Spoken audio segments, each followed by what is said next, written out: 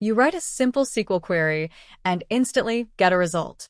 We've treated the database as a magical persistence layer for years. But the microseconds between query and result hide one of the most complex pieces of software ever written. Treating the database as a black box leads to bad indexes, bloated queries, and catastrophic performance drops. Today, we're prying open that box to understand the true mechanics beneath the API. The central problem of any database is simple. Memory is fast but volatile. Disk is durable but glacially slow. The speed difference is not marginal, it is orders of magnitude. A memory access is nanoseconds. A disk seek, the physical head moving across a platter, is milliseconds.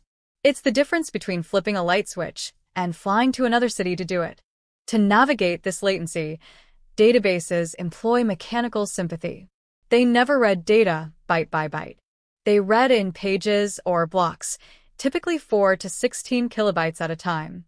The database loads these pages into the buffer pool, a massive cache residing in RAM. If your query can be satisfied entirely from the buffer pool, you get a cache hit. If the database has to go to disk, it's a cache miss and performance craters 100,000-fold. Your primary job as an engineer is to write queries that maximize these cache hits. A where clause on an unindexed column forces the database to perform a full table scan. This is the brute force equivalent of iterating over every single byte of a massive file on disk. It guarantees a flood of disk I/O, which, as we just established, is disastrous. The fundamental challenge is, how do we find the physical address of a row without reading the entire table? Enter the B tree. Forget the textbook definition. Its purpose is purely to minimize disk I/O. Crucially, each node in the tree is sized to fit exactly into a single disk page. The root node's address is in memory. The database reads this root, follows the pointer range, then reads the next page, and so on.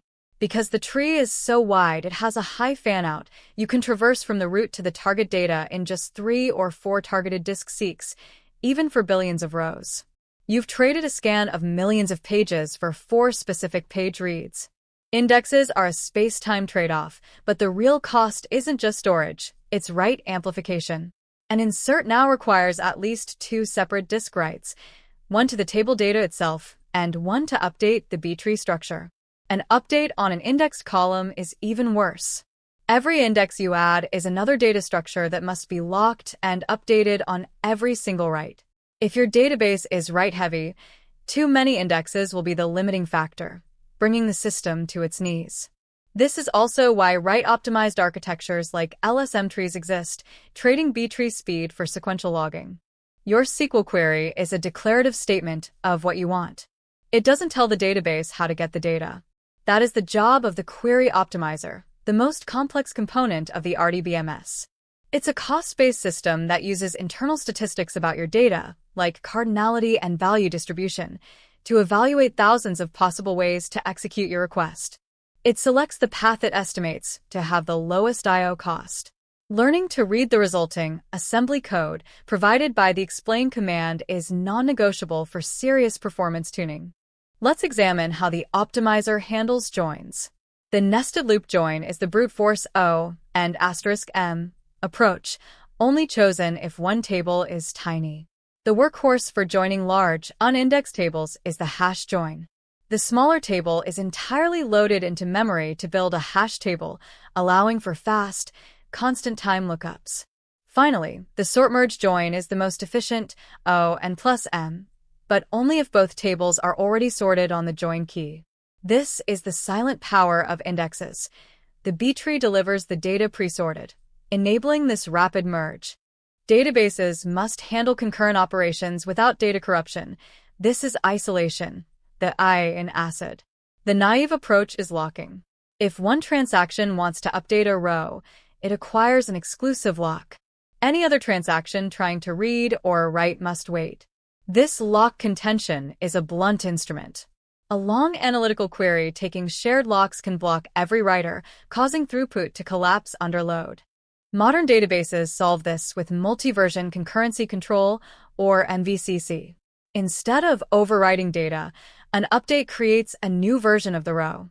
Every transaction gets a time-stamped snapshot of the database state. If transaction A starts and later transaction B updates the same row, transaction A still sees the old version because the new version is invisible to its historical snapshot. MVCC is essentially Git for your data. The trade-off is storage overhead. You now store dead versions that must be periodically garbage collected by a background process called vacuuming. Understanding these primitives, page-based I/O, B-tree mechanics, the optimizer's cost-based logic, and the MVCC model is not academic. It is the core difference between writing working software and writing scalable software. The database is not a black box. It's a machine designed to navigate physical limitations. By acknowledging the tyranny of disk and optimizing for cache hits, you move beyond the magic and become an architect of truly performant systems.